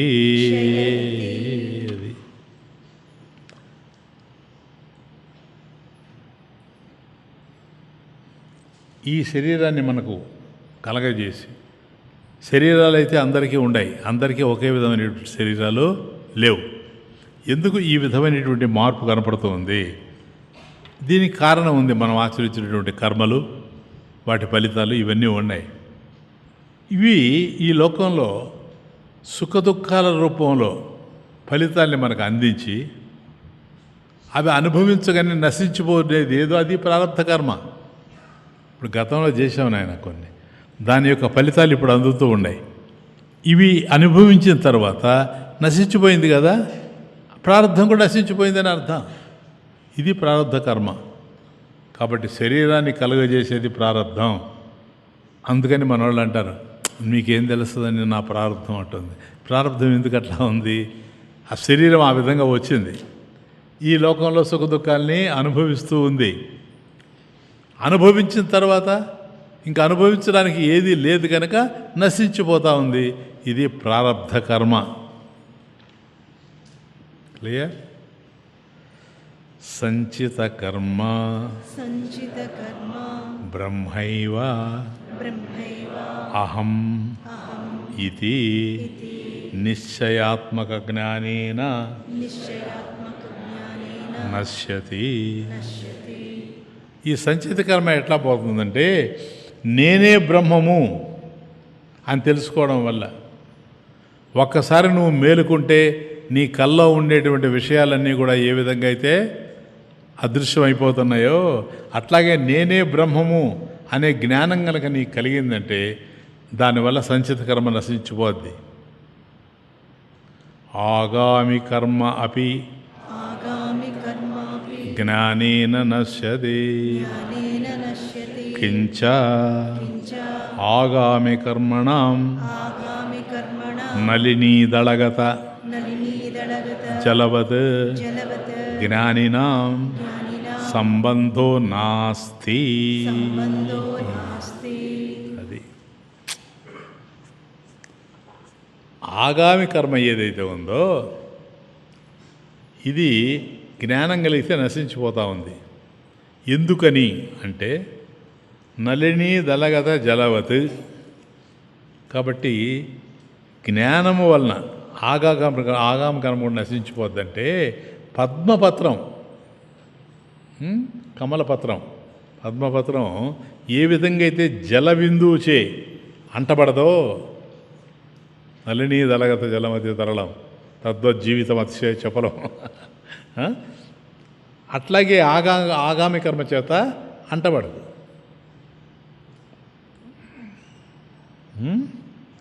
ఎస్. ఇప్పుడు వాళ్ళ కర్మలు ఎవరు జ్ఞానిది అవి పాపాలో పుణ్యాలో ఉన్నాయని తెలుసుకున్నాం కదా, అంతవరకు క్లియర్గా అర్థమైపోయాడు మీకు. అవి ఎవరికి పోవాలనేది ఇప్పుడు, ఎందుకని వీళ్ళు ఉండరు కదా, ఎవరికి పోవాలి? ఇప్పుడు శంకరాచార్య స్వామి వచ్చాడు, కూర్చున్నాడు, కింద ఈగ ఉండింది, చచ్చింది. కూర్చోమన్నది నేను కూర్చోమన్నాను, కానీ మీరు దీని మీద కూర్చోండి, ఏది ఈగ మీద అని చెప్పానా? కాబట్టి నాకు రావడానికి లేదు. ఆయన తెలిసి కూర్చున్నాడా? ఆయనకి రావడానికి లేదు. కానీ కర్మ అంటూ జరిగితే కర్మ ఫలితం ఉండాలనా లేదా? మరి ఎవరికి పోవాలి ఈ కర్మ ఫలితం? చాలా క్రిటికల్. అన్నీ మనకు పడే ప్రశ్నలన్నీ ఆయన స్వామి వేశారు. ఇప్పుడు చెప్తున్నాడు, ఆయనకు కూడా అందదు, నాకు అందదు. ఎవరికి అందాలి ఇది? కించ కమాన్ ఏ జ్ఞానినం స్తువంతి భజంతి అర్చయంతి తాన్ ప్రతిజ్ఞాని కృతం ఆగామి పుణ్యం గచ్చతి. క్లియర్. అయ్యా, ఇది ఇప్పుడు ఆయన ఏదో అనుకోకుండా చేసేసాడు, మంచి జరిగిపోయింది. అది ఎవరికి అందాలని కదా. కాబట్టి అది ఆయన ఆగామి, కానీ ఆయన ఉన్నాడు అనుభవించడానికి. కాబట్టి అది ఎవరికి అందాలంటే ఆ కర్మలో ఉండేటువంటి పుణ్యం, ఆ పుణ్య ఫలం ఎవరికి పోవాలి అంటే ఆ మహాత్ముణ్ణి స్తువంతి. ఆ మహాత్ముడిని ఎవరైతే స్తుతిస్తారో, ఇప్పుడు అర్థమైందే ఎందుకు మహాత్ముల్ని మనం పొగుడుతున్నామో మీకు అర్థమైందే. ఎవరైతే స్తుతిస్తారో, భజంతి ఎవరైతే భజన చేస్తారో అంటే సేవిస్తారో, అర్చయంతి ఎవరైతే వాళ్ళని పూజిస్తారో, తాన్ ప్రతిజ్ఞాని కృతం ఆగామి పుణ్యం గచ్చతి. కాబట్టి వాళ్ళ పుణ్యమంతా ఉంది. అది ఎందుకు మహాత్ముల్ని పొగుడుతాము, వాళ్ళని ప్రార్థిస్తామంటే కారణం దానివల్ల వాళ్ళకేమో రాదు, వాళ్ళు చేసుకున్న పుణ్యమంతా ఉంది, అది మనకు వస్తుందంతే. ఎందుకనంటే జ్ఞానేమో తరించిపోయాడు, కానీ ప్రారంధవశాత్తు ఆ దేహం ఉంది. ప్రారంధవశాత్తు ఇప్పుడు అర్థమైంది కదా ప్రారంధం అంటే ఏంటో. ఆయనకు కూడా దేహం ఉంది. జీవుంచి ఉన్నటువంటి ఆ దేహం కర్మనాచరించకుండా ఉండలేదు కదా, ఏదో కర్మ చేస్తూ ఉంటుంది. జ్ఞాని యొక్క దేహం ద్వారా కర్మాచరణం జరుగుతుంది. జ్ఞాని ఉన్నాడు, ఆయనకి దాని మీద ఇంట్రెస్ట్ ఉన్నా లేకపోయినా కర్మాచరణం జరుగుతుంది.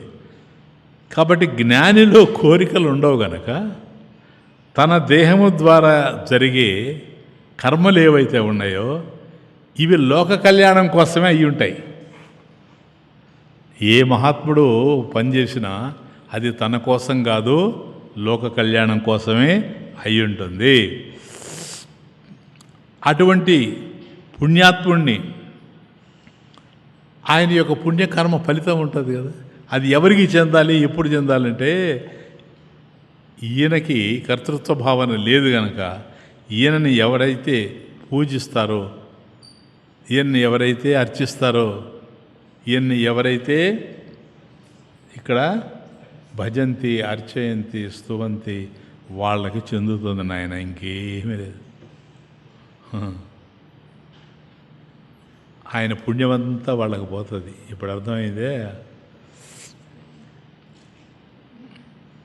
సరేనండి, బాగానే ఉంది. మరి అట్టి జ్ఞానిని సంస్కారహీనులు ఉంటారే, అటువంటి వాళ్ళు ద్వేషిస్తారు కదా జ్ఞానిని. నాతో అన్న వాళ్ళు ఉన్నారు చిన్నప్పుడు, వివేకానందని ద్వేషించిన వాళ్ళు వీళ్ళంతా. వాళ్ళకి ఇప్పుడు ఆ మహాత్ముల్ని ఈ విధంగా నిందిస్తారే, ద్వేషిస్తారే, వాళ్ళ పరిస్థితి ఏమిటి చెప్పబోతా ఉన్నాడు. ఏ జ్ఞానినం నిందంతి ద్విషంతి దుఃఖప్రదానం కుర్వంతి తాన్ ప్రతిజ్ఞానికృతం సర్వం ఆగామి క్రియమాణం యదవాచ్యం కర్మ పాపాత్మకం తద్గచ్చతి. కాబట్టి ఈ కల్పితమైనటువంటి ఆగామి కర్మలో ఉండేటువంటి పాప భాగం ఏదైతే ఉంటుందో, ఇప్పుడు చూడలే, అది ఆచార్యుల వారికి రావాలి కదా. అది అప్పుడు కూర్చున్నాడు, చచ్చిపోయింది ఈగ దోమ, అది ఆయనకి పోవాలి కదా, కర్మ ఫలితం ఎవరికి పోవాలా? ఇప్పుడు ఏమంటాడంటే, ఈ జ్ఞానులను నిందిస్తారే, ద్వేషిస్తారే, బాధిస్తారే, వాళ్ళకి చేరిపోద్దట, ఇంకేమీ లేదు. ఎంత క్లారిటీ ఇచ్చారు ఆచార్యుల వారు, శంకర. కాబట్టి జ్ఞానిని స్తుతించినటువంటి వాళ్ళకి జ్ఞాని యొక్క పుణ్యం ఎట్లాగైతే అందుతూ ఉందో, అట్లాగే మహాత్ముని ద్వేషించినటువంటి వాళ్ళకి జ్ఞాని ఆగామి కర్మలో ఉండేటువంటి పాప భాగం అందుతుందని అర్థం ఇంకేలేదు. ఇది కావాలన్నా తీసుకోవచ్చు, అది కావాలంటే తీసుకోవచ్చు. ఇప్పుడు మహాత్ముల్ని ఎందుకు మనం ప్రార్థిస్తాము, ఎందుకు వాళ్ళని స్తుతిస్తాము, ఎందుకు వాళ్ళని భజిస్తామంటే ఇది కారణం. క్లియర్నా? జ్ఞాని అయితే స్వామీజీ, జ్ఞాని అనేవాడు పాపకర్మల్ని పుణ్యకర్మల్ని ఆచరిస్తాడా? అవన్నీ పడతాయి ప్రశ్నలు. పుణ్యపాపాలకు అతీతుడు కదా, ఇదేంటని అనే సందేహం మనకు రావచ్చు. జ్ఞాని అనేటువంటి వాడు తెలిసి ఏ చెడు కర్మని ఆచరించడు. ఈజ్ జ్ఞాని. ఎటువంటి పరిస్థితుల్లో కూడా ఆచరించడు. ఆయన ఎరుకలో లేకుండా, ఆయన ఆలోచనలు లేకుండా జరిగే పాపకర్మల వలన పాప భాగం రావాలి కదా, ఫలితం. అది ఎవరికి పోతుంది అని అంటే, ఆ మహాత్ముని ద్వేషించిన వాళ్ళకి, దూషించిన వాళ్ళకి, వాళ్ళకి అందుతుంది. అంతేగాని ఆయనకి మాత్రం పోదు. కాబట్టి ఇక్కడ ఒక విషయాన్ని మనం జాగ్రత్తగా అర్థం చేసుకోవాలని నాకు అనిపిస్తూ ఉంది.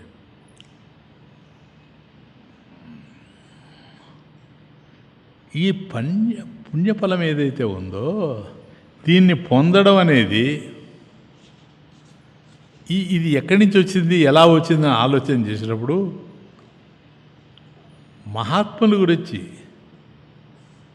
సద్భావపూరితమైనటువంటి చర్చను కొనసాగించిన వారికి పుణ్యం లభిస్తుంది. చూడదా మాట, వాళ్ళు ఎంతో పుణ్యం చేశారు కదా, అది అట్లా వాళ్ళని గురించి ఎవరైతే చర్చించుకుంటారో, వాళ్ళ గురించి ఎవరైతే మాట్లాడుకుంటారో వాళ్ళకి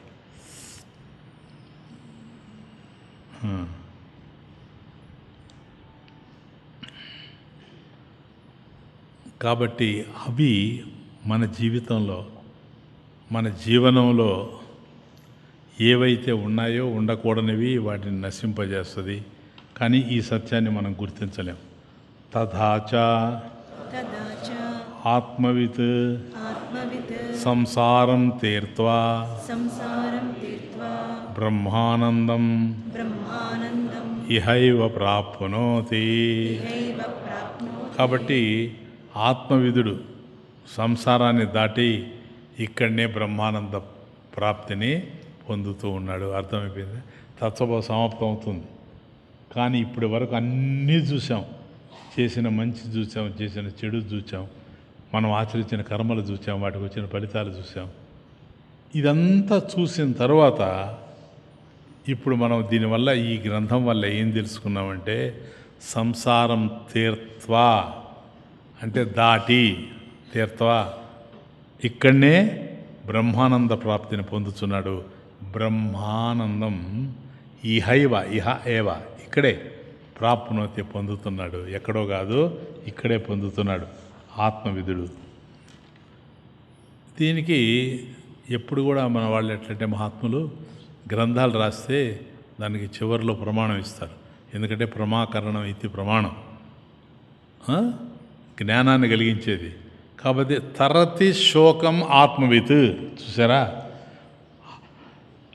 ఆత్మవిత్ సంసారం తీర్త్వా బ్రహ్మానందం ఇహవే ప్రాప్నోతి అన్నాడు కదా. దీనికి శాస్త్రం ఏం చెప్తుంది? తరతి శోకం ఆత్మవిత్.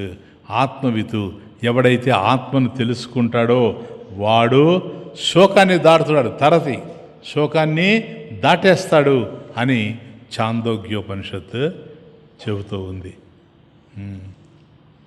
అది చాందోగ్యం. తరతి శోకం ఆత్మవిత్ ఇది శృతే అంటే ఆత్మవిధుడు శోకాన్ని దాటేస్తాడు అనేటువంటి మాట.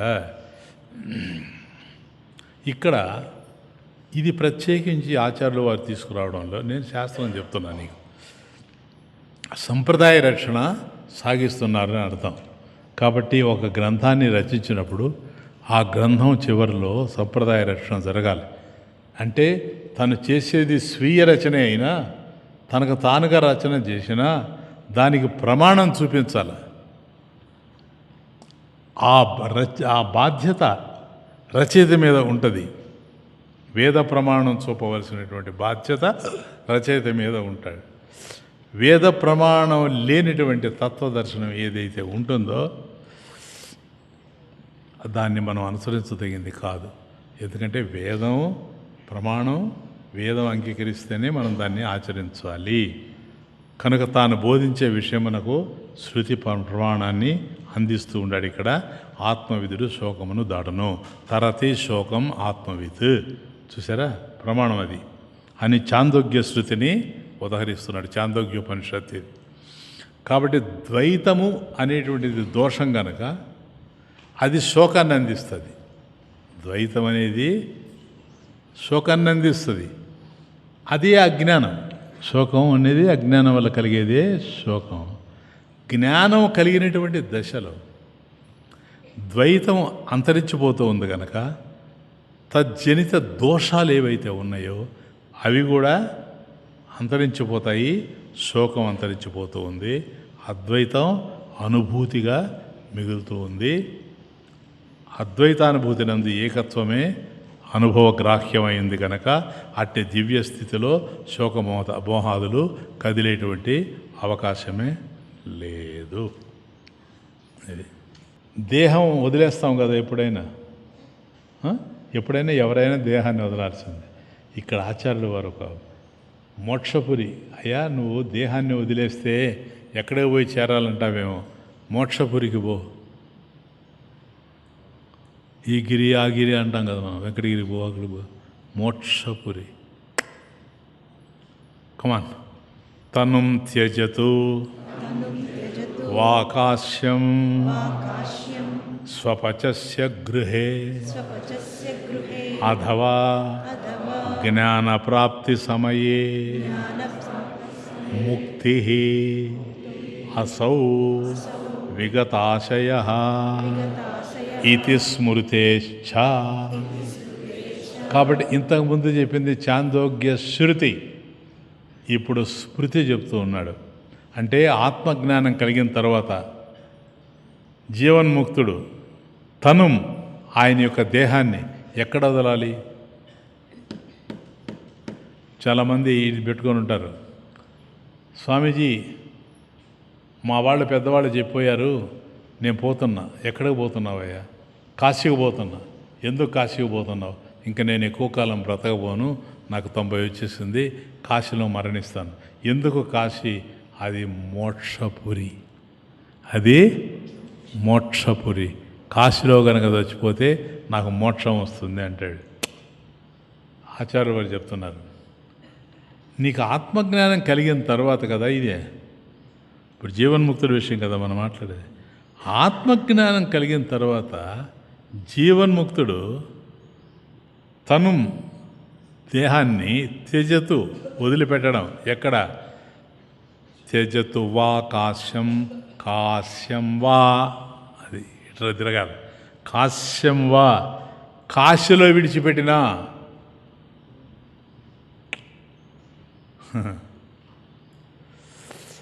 స్వపచస్య గృహే అథవా, స్వపచస్య గృహే అథవా, అలా కాకుండా చండాలుడి గృహంలో విడిచిపెట్టిన. చండాలుడు అంటే కుక్క మాంసం తినేటువంటి వాడిని చండాలుడు అంటారు శాస్త్రంలో. కాబట్టి అటువంటి వాడి ఇంట్లో విడిచిపెట్టిన, సర్వకర్మల నుంచి విముక్తుడైపోయి ఉన్నాడు కదా, ఇంతకుముందు చూచాం. సర్వబంధ సర్వకర్మ బంధ వినిర్ముక్త స్యాత్. ఆయన ముక్త పురుషుడు అయ్యే ఉన్నాడు కనుక, ముక్త పురుషుడు ఎక్కడున్నా ముక్త పురుషుడే. కాబట్టి అతడు కాశీలో బ్రాహ్మణుడింట్లో చచ్చిపోయినా, చండాలుడింట్లో చచ్చిపోయినా అతనికి ఏది అంటదు. ఎందుకని? ముందే తాను విడిపిడిపోయి ఉన్నాడు. ఆ స్థితికి నువ్వు కూడా ప్రయత్నించు అని. ఇది శ్రీ ఆదిశంకరాచార్య స్వామి కృతం తత్వబోధ ప్రకరణం సమాప్తం.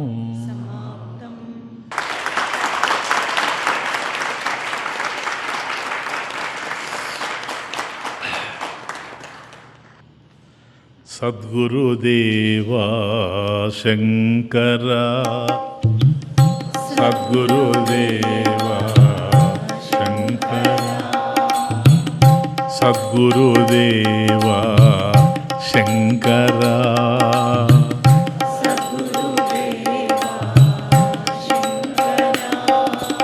వేదాంత సార ఓంకార, వేదాంత సార ఓంకార, వేదాంత సార ఓంకార,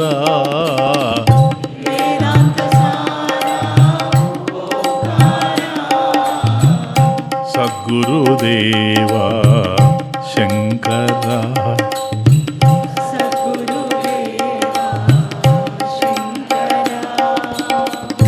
జ్ఞానగమ్య గుణసాగర శంకర,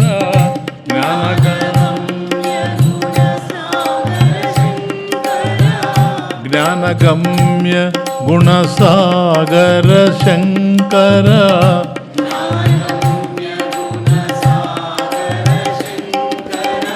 నట శివ సుందర నటరాజా,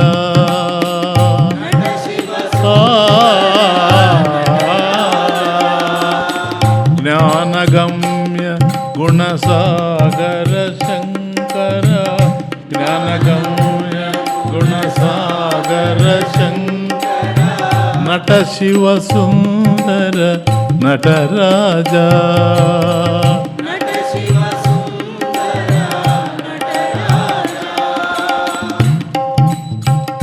భాష్యస్వరూప భగవంత, భాష్యస్వరూప భగవంత, భాష్యస్వరూప భగవంత,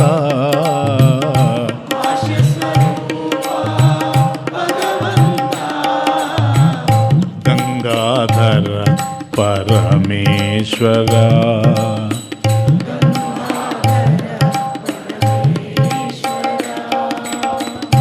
భాష్యస్వరూప భగవంత, భాష్యస్వరూప భగవంత, గంగాధర పరమేశ్వర,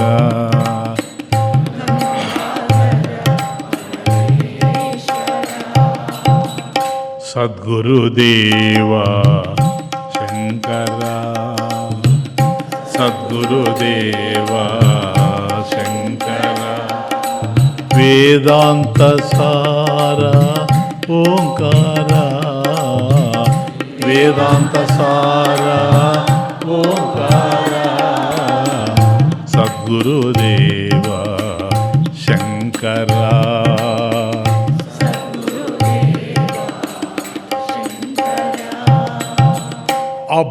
అభయదయామయ అద్వైత ప్రియ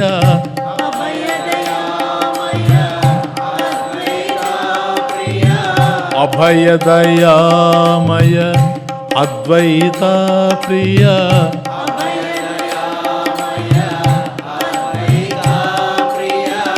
చైతన్య రూప చిదంబర చైతన్య రూప చిదంబర చైతన్య రూప చిదంబర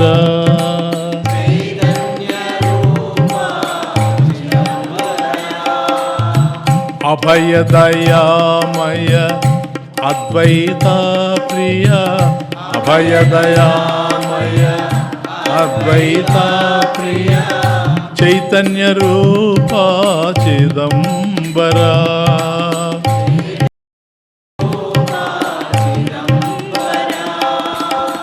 జయ జయ శంకర పరమ కృపాకర జయ జయ శంకర పరమ కృపాకర జయ జయ శంకర పరమ కృపాకర జయ జయ శంకర పరమ కృపాకర తత్వబోధ విధాయక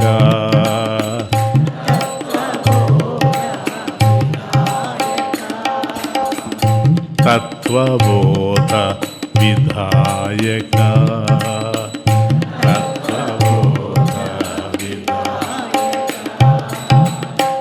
సద్గురుదేవ శంకర సద్గురుదేవ శంకర వేదాంత సార ఓంకార వేదాంత సార ఓంకార సద్గురుదేవ శంకర సద్గురుదేవ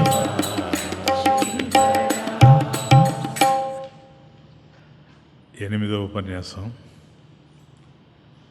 తత్వబోధ ఆది శంకరాచార్యుల వారు రచించింది. దానికి ఈరోజు మంగళం పాడుతున్నాం.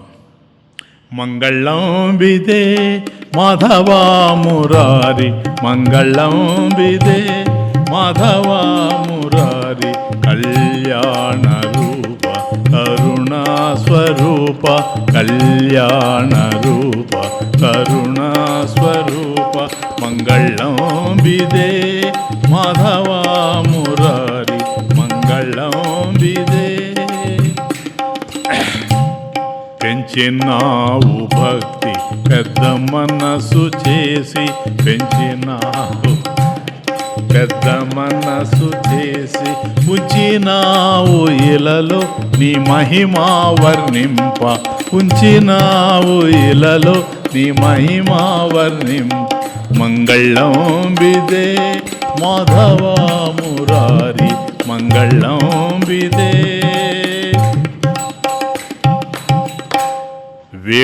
వేడుచుంటినయ్య తోడు ఉండవయ్య వేడుచుంటినయ్య తోడు ఉండవయ్య వేడుచుంటినయ్య తోడు ఉండవయ్య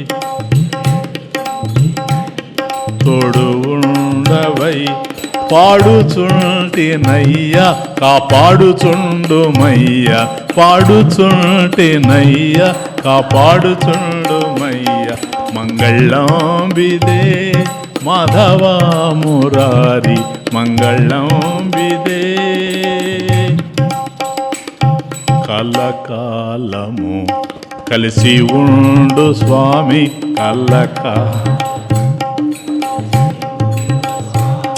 కల్లకాలము కలిసి ఉండు స్వామి కల్లకాలము కలిసి ఉండు ఏగేటి వేళ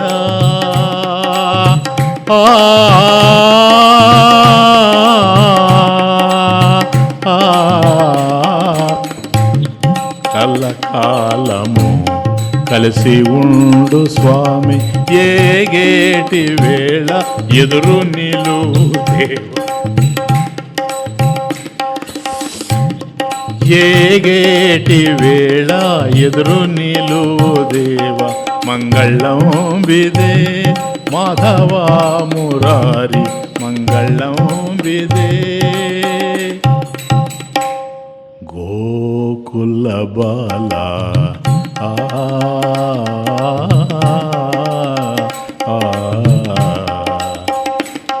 గోకుల బాల రాధాలోల గోకుల బాల రాధాలోల నత జన పరిపాల చైతన్య నుతలీల నత జన పరిపాల చైతన్య నుతలీల మంగళం విదే మాధవ మురారి మంగళం విదే మాధవ మురారి మంగళం విదే